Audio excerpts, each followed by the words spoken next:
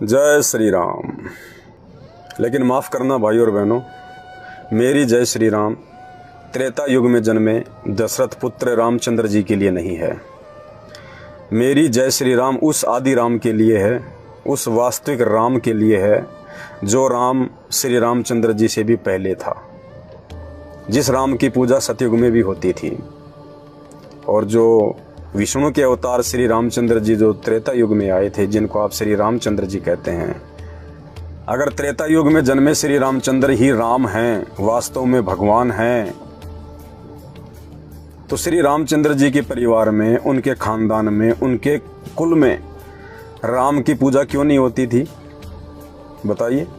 रामचंद्र जी के माता पिता किसकी भक्ति करते थे? श्री रामचंद्र जी की या किसी और की? रामचंद्र जी के कुल देवता कौन थे? रामचंद्र जी के दादाजी को तो पता ही नहीं कि राम कौन है, क्योंकि उनके दादाजी के शरीर छोड़ने के बाद में रामचंद्र जी का जन्म हुआ। तो श्री रामचंद्र जी राम तो हैं, भगवान तो हैं, लेकिन ये कंप्लीट भगवान नहीं हैं। इनके ऊपर तो बहुत राम हैं, श्री राम के ऊपर तो बहुत भगवान हैं, जिसकी जानकारी जब आप अपने धर्मशास्त्रों से परिचित हो जाओगे तब आपको देखने को मिलेगी। राम का नाम कोई मुक्ति का नहीं है, राम का नाम कोई बैकुंठ में बैठाने का नहीं है। राम तो श्री रामचंद्र जी के शरीर का नाम था, उनकी पहचान थी राम। जैसे श्री कृष्ण जी आए तो श्री कृष्ण कोई मुक्ति का नाम नहीं है, श्री कृष्ण तो उनके शरीर की पहचान है। जैसे कंस उसके शरीर की पहचान था। राजा दशरथ तो राजा दशरथ केवल उस व्यक्ति की वो पहचान है। इसी प्रकार राम जो शब्द है ये रामचंद्र जी के शरीर का नाम था, उनकी पहचान थी। जबकि आप रामचंद्र जी का इतिहास उठा के देखेंगे, जब आप रामचरितमानस को पढ़ेंगे और थोड़ा बुद्धि विवेक लगाएंगे तो आपको पता चलेगा कि जिस श्री राम का राम राम राम राम नाम जप के आप अपने आप को भक्ति से परिपूर्ण समझ रहे हैं, आप बैकुंठ में जाने की तैयारी कर रहे हैं, वो श्री रामचंद्र जी तो खुद ओम मंत्र का जाप जपा करते थे। सर्वप्रथम तो उन्होंने वशिष्ठ ऋषि को अपना गुरु धारण किया, क्योंकि बिना गुरु के तो चाहे आप भगवान से नाम ले लो सीधे, तो भी कोई काम का नहीं है। भक्ति का विधान है, सबसे पहले अगर आपको भक्ति करनी है तो आपको गुरु बनाना पड़ेगा, बिना गुरु के भक्ति नहीं होती है। तो रामचंद्र जी ने तो खुद ओम मंत्र का जाप किया था, और आप लोग उनके शरीर के नाम के पीछे लग गए। राम राम राम राम राम राम राम राम राम राम करने से भला नहीं होने वाला। श्री रामचंद्र जी ने खुद अपने परिवार का भला नहीं किया, अगर किया है तो बता दीजिएगा। मैं भी हिंदू धर्म से हूँ, मैंने भी सारे शास्त्र पढ़े हैं। श्री रामचंद्र जी तो खुद अपने परिवार का भला नहीं कर पाए। आज हमारे घर में छोटी मोटी कोई तकलीफ हो जाती है और हम लोग जो है फिर उनको याद करते हैं कि हे राम हे भगवान। जब रामचंद्र जी वनवास को जा रहे थे, उनके पीछे से उनके पिता राजा दशरथ उनके वियोग में, उनके मोह में अपने महल की सबसे ऊंची दीवार पे जाके चढ़ के उनको देखने लगे, चौबारे पे, और देखते देखते उनका पैर फिसलने से और वो नीचे गिर गए महल से। वो गर्दन के बल गिरे, उनकी गर्दन टूटी, उनकी अकाल मौत हुई। तो रामचंद्र जी खुद अपने पिताजी को नहीं बचा पाए। बताइए, आपके घर में अगर किसी मेंबर के ऊपर कोई समस्या आ गई, उसको कैसे बचाएंगे? श्री कृष्ण जी को देख लीजिएगा आप, श्री कृष्ण जी अपने खानदान को नहीं बचा पाए। श्री कृष्ण जी की आंखों के सामने दुर्वासा ऋषि के श्राप के कारण उनके पुत्र, उनके बेटे, उनके पड़पोत्र, उनकी पुत्र वधुएं, उनके रिश्तेदार, यहाँ तक कि 56 करोड़ यादव, उनके वंशज, सब उनकी आंखों के सामने मरे, लड़ झगड़ के मरे, यमुना के किनारे कट कट के मरे, लहू लुहान होके मरे। श्री कृष्ण जी उनको नहीं बचा पाए। महाभारत के युद्ध के समय जब श्री कृष्ण जी का सगा भांजा अभिमन्यु जब वो चक्रव्यूह में फंस गया और वापस नहीं निकल पाया और उसकी मृत्यु हो गई, सुभद्रा जो श्री कृष्ण जी की बहन थी, अर्जुन जो श्री कृष्ण जी का जीजा था, दोनों अपने पुत्र के प्राणों की रक्षा के लिए रो रहे थे श्री कृष्ण से कि तुम तो केशव हो, तुम तो भगवान हो, तुम तो सृष्टि की उत्पत्ति करता हो। श्री कृष्ण जी अपने सगे भाणजे अभिमन्यु को जीवित नहीं कर पाए। तो भाई हमारे 2 रुपए की मोगरा अगरबत्ती लगा देने से भगवान कहाँ प्रसन्न होगा? थोड़ा विचार करो इन बातों पे। मेरी आपसे कोई दुश्मनी नहीं है, ना मैं आपको जानता पहचानता, लेकिन ये बातें क्यों बता रहा हूं? क्योंकि ये सत्य हैं, ये हमारे शास्त्रों में लिखी हुई हैं। और जब तक हम अपने शास्त्रों से परिचित नहीं होंगे और शास्त्रों को खाली मार्केट से 200, 250, 500 रुपये में खरीद के लाके पढ़ने से भला नहीं होगा, आप जिंदगी में नहीं समझ पाओगे। इन शास्त्रों को ये नकली धर्मगुरु संत महंत शंकराचार्य ये वर्षों से पढ़ रहे हैं, लेकिन इन शास्त्रों में लिखी गई बातों को केवल तत्वदर्शी संत ही समझ सकता है और दूसरों को समझा सकता है। तो आज इस पूरी पृथ्वी पे, इस धरती पे एकमात्र वो तत्वदर्शी संत जिसने सभी शास्त्रों को पढ़ा, सभी शास्त्रों का निष्कर्ष निकाला और फिर टीवी चैनलों के माध्यम से पुस्तकें छाप छाप के, सत्संग कर करके आज पूरी दुनिया को बता रहे हैं, वे परम पूज्य तत्वदर्शी संत सतगुरु रामपाल जी हैं। आप YouTube पे सर्च करें सृष्टि रचना संत रामपाल जी महाराज। इस वीडियो के ऊपर मैं एक लिंक भेज रहा हूं जिसमें 2.5 से 3 घंटे का वीडियो है सृष्टि रचना का, शास्त्र प्रमाणित है। सभी शास्त्रों से निष्कर्ष निकाल के आप लोगों को प्रमाण दिखा दिखा के वो वीडियो जो है वो बना हुआ है।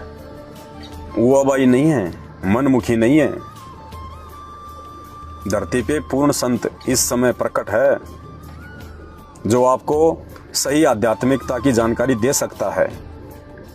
आपको जो ये मानव तन प्राप्त हुआ ना परमात्मा की मेहर से, ये भक्ति के लिए प्राप्त हुआ है। अगर इस मानव जन्म से भक्ति नहीं करी और जन्म लेके खाया पिया मौज मस्ती की, बच्चे पैदा किए, एक दिन मर गए, ये काम तो जानवर भी करता है।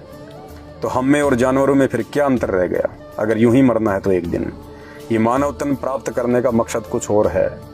मानव तन दुर्लभ है, ये मिले न बारंबार, तरवर से पत्ता टूट गिरे वापस नहीं लगता डार। ये 84 लाख योनियों के बाद एक बार मिलता है और केवल भक्ति के लिए। क्यों? क्योंकि इस मनुष्य शरीर से ही हम भगवान को पहचान सकते हैं, हम भक्ति कर सकते हैं। गधा भक्ति नहीं कर सकता।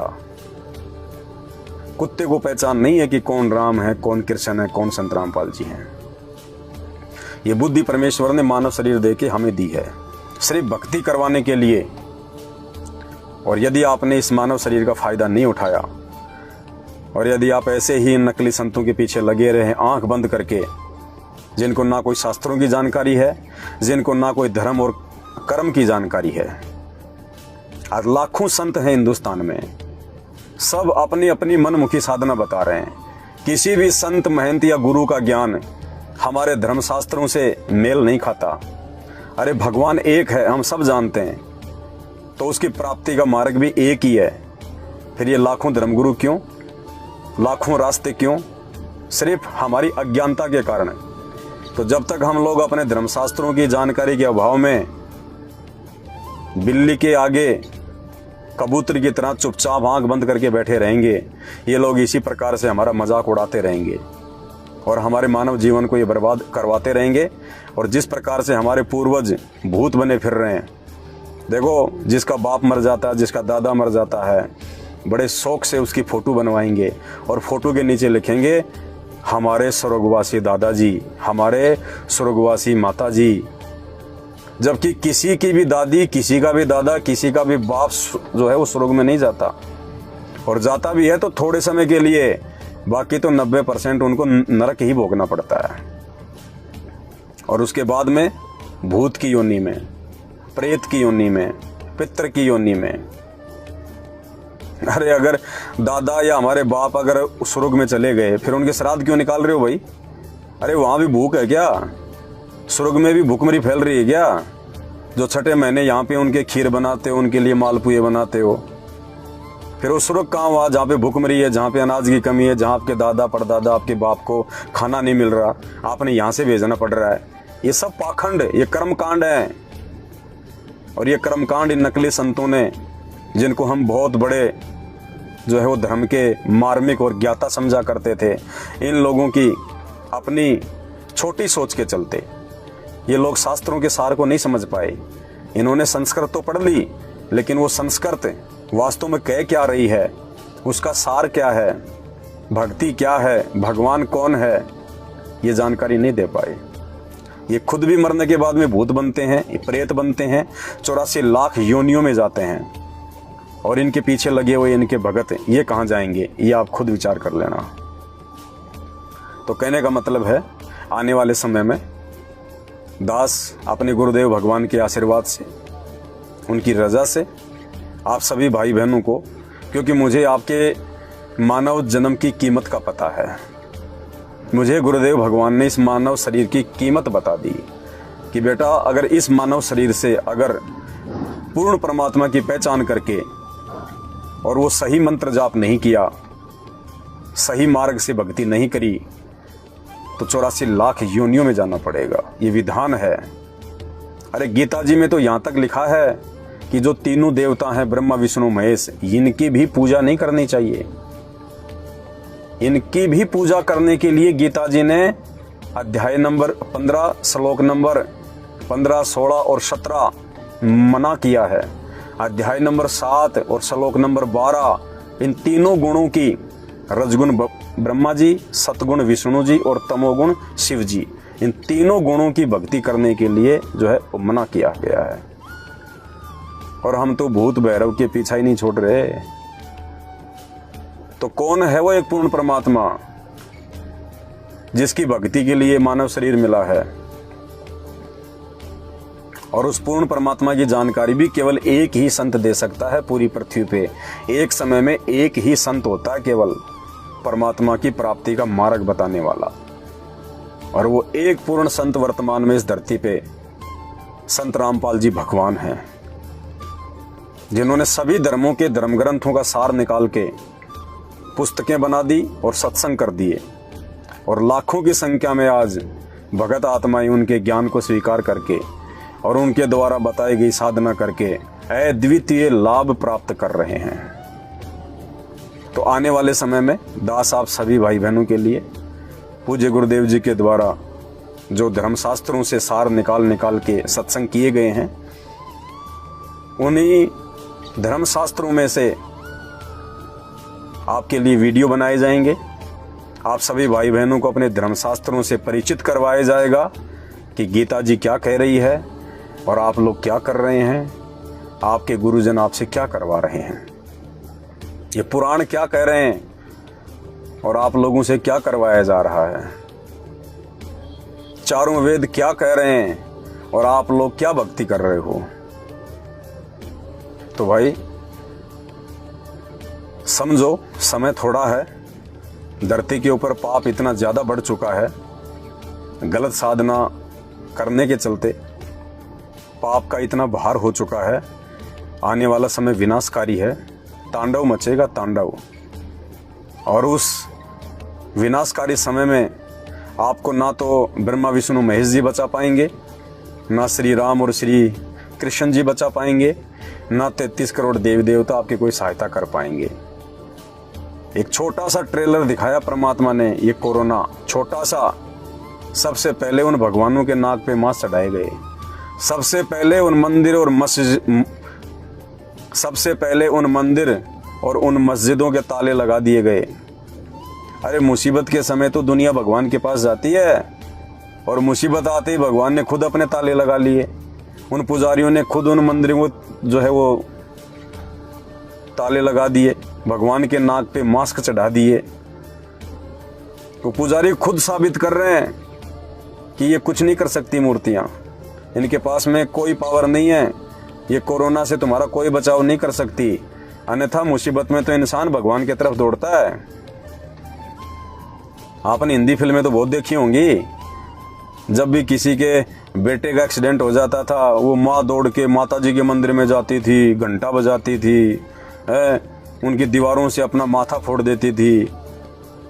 तो मुसीबत में तो इंसान भगवान की तरफ दौड़ता है। और जब इंसानों पे मुसीबत आई ये कोरोना वायरस है, तो पुजारियों ने तो मंदिर ही बंद कर दिए, मस्जिदें बंद कर दी गई, चरच बंद कर दिए गए, उन मूर्तियों के ऊपर मास्क चढ़ा दिए गए, तो आने वाले समय में जब मुसीबतों का दौर शुरू होगा, ये पाप कर्म के चलते, और पाप कर्म पैदा होते हैं शास्त्रों के विपरीत भक्ति साधना करने और करवाने से। तो ये जितने भी नकली संत और महात्मा है ना, इन्होंने धरती पे ये पाप लाद दिया, पाप। और आने वाले समय में ये पाप इनको इतना भारी पड़ेगा जिसकी व्याख्या नहीं की जा सकती, और वो समय भी ज़्यादा दूर नहीं है। तो उस समय से पहले आप मेरे जगत वाले भाई बहन जो अभी संत रामपाल जी भगवान के सत्संगों से अपरिचित हैं, उनके वास्तविक यथार्थ तत्व ज्ञान से अपरिचित हैं, आप सभी भाई बहन उनके सत्संग सुनना शुरू कर दीजिएगा, और उनके सत्संग सुन के और सत्य साधना को जितना जल्दी हो सके स्वीकार कर लीजिएगा। अन्यथा उनके अलावा धरती पे कोई भी ऐसा देव नहीं है जो आने वाले विनाशकारी समय में आपकी रक्षा करे, आपके परिवार की रक्षा करे। तो आगामी समय में दास आपके लिए तरह तरह की वीडियो लेके आएगा कि हमारे जो ये धर्मशास्त्र हैं ये क्या कह रहे हैं, और हम लोगों से जो हम इन धर्मशास्त्रों से अपरिचित हैं, ये हमारे गुरुजन, ये नकली संत महात्मा शंकराचार्य हमसे क्या उल्टी साधना करवा रहे हैं। ये आज तक ये नहीं बता पाए कि भगवान कौन है। आज तक नहीं बता पाया कोई भी गुरुजन कि भगवान कौन है। एक भगवान का नाम नहीं बता पाए। जब भगवान की बात आती है तो कह देते निराकार है, निराकार है भगवान। अरे निराकार है तो उसको देखा किसने फिर? और निराकार है तो फिर हमारे किस काम का? और यदि वो निराकार भी हमारे किसी काम का है तो वो कौन सी साधना से मिलेगा? कौन से वो मंत्र हैं जिससे वो निराकार भगवान भी हमारे को लाभ देगा? कुछ नहीं पता इनको। सबका मानव जीवन बर्बाद किया इन्होंने, और कर रहे हैं, अपना भी कर रहे हैं। खुद भी 84 लाख योनियों के भागी बन रहे हैं, अपने भक्तों को भी वहीं ले जाके ठोकेंगे। तो भाई और बहनों, निष्पक्ष होके आप जी वीडियो देखते रहना, आपको बहुत सारी जानकारी मिलेगी।